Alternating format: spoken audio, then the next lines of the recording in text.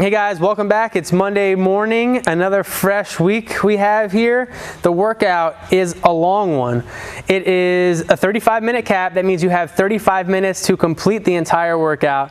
It's going to be broken up into 3 separate sections with some other fun work in between each section. It'll be more clear as we explain it, but you can also see it on the screen below. We have 7 rounds of 10 squat jumps, 6 sumo deadlift high pulls. The modification for that is going to be a squat thrust. And then we have 6 push presses. And the modification for that, if you have body weight, will be a pike push-up. And Kevin will be demonstrating the mods for body weight and what it looks like with a barbell. And Jamie will be using a plate, a wall ball or slam ball, and a torpedo, which acts as a dumbbell and a kettlebell. Let's have our athletes without any weight, because squat jumps don't involve weight, to give me 10 squat jumps. We're starting in that squat position, knees are driving out. We're jumping up and then landing right back into that squat position. They're going to do 10.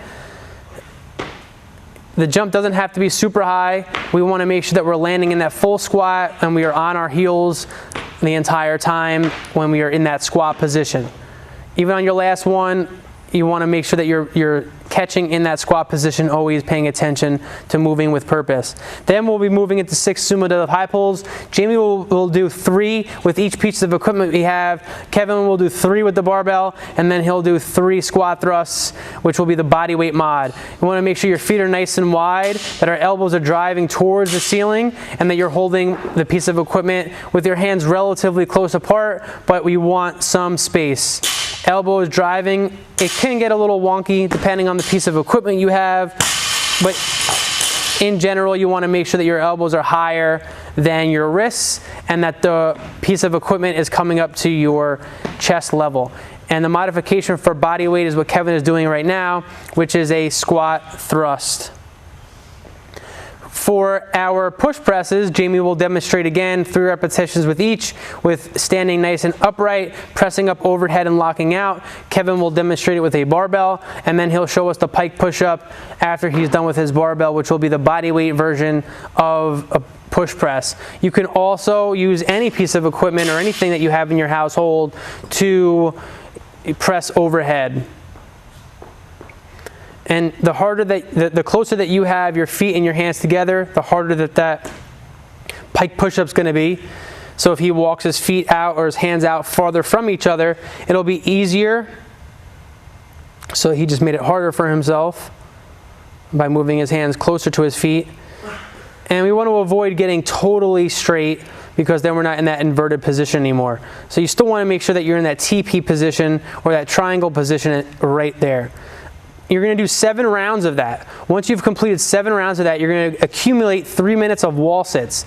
This is your own 3 minutes. Whenever you break, you pick up right where you left off. If you do it for 45 seconds and you take a 30-second rest, you've only really accumulated 45 seconds of wall sits. Jamie will show us a wall sit on the wall. Kevin will show us a wall sit if you don't have a wall. You want to make sure that your knees and hips are in one straight line and that your knees and ankles are in one straight line, creating this perfect 90-degree angle. We want to make sure that we're on our heels the entire time. You don't want your knees to be caving in. If you need to provide some support for yourself, you can put your hands on your legs, or you can just inch yourself up a little bit higher and not be in that full entire squat. You're going to accumulate 3 minutes worth of wall sits, and then you guys could be on your own timing. Then what will happen is you'll do 5 rounds of those 10 squat jumps, 6 sumo deadlift high pulls, and 6 push presses. You'll do 5 rounds of that. After you're done your 5 rounds of that, you'll do 3 minutes of an accumulated front support. A front support is an upward push-up position.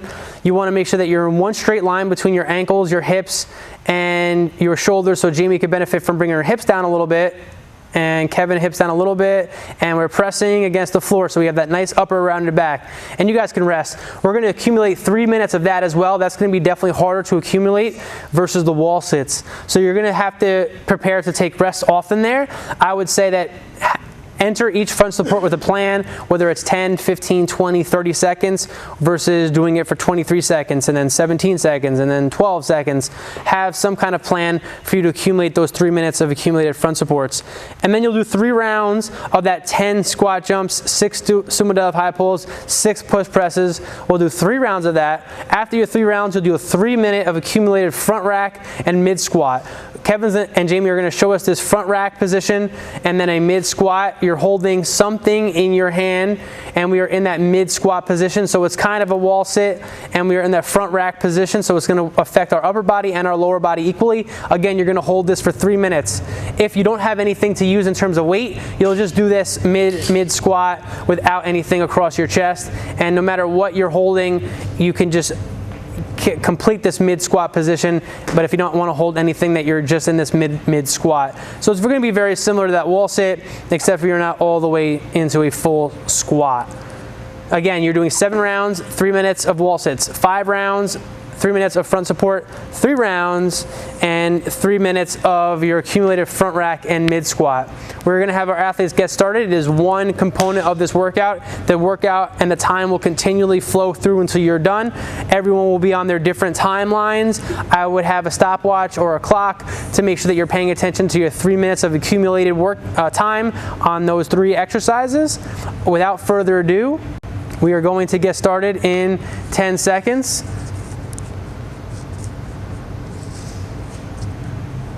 5, 4, 3, 2, 1, go.